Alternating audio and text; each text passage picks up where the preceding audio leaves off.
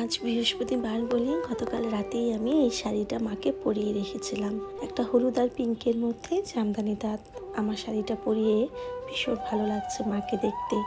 তোমাদের কেমন লাগছে তোমরা আমাকে জানিও। আমার না এই ঠাকুরকে নানান রকমভাবে সাজাতে ভীষণ ভালো লাগে।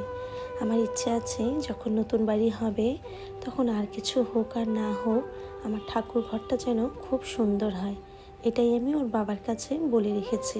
পুজো করে রান্নাঘরে আসলাম। আজকে যা যা রান্না করব তার থেকে শুধু কাঁকরোল পুরটাই তোমাদের সাথে শেয়ার করলাম। এটার মধ্যে কিছুই দিইনি, শুধুমাত্র কাঁকরোলের বিচিগুলো আর সাথে একটু পেঁয়াজ, লঙ্কা আর 2-1 কোয়া রসুন বাটা দিয়েছি। বরাবরই আমি কাঁকরোল পুর খেতে ভীষণই ভালোবাসি।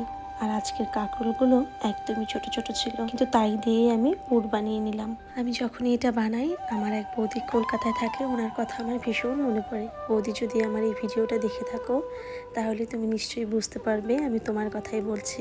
তোমরা আমার ভয়েসের অনেক প্রশংসা করছো, তোমাদেরকে আমার মন থেকে অনেক ধন্যবাদ গো।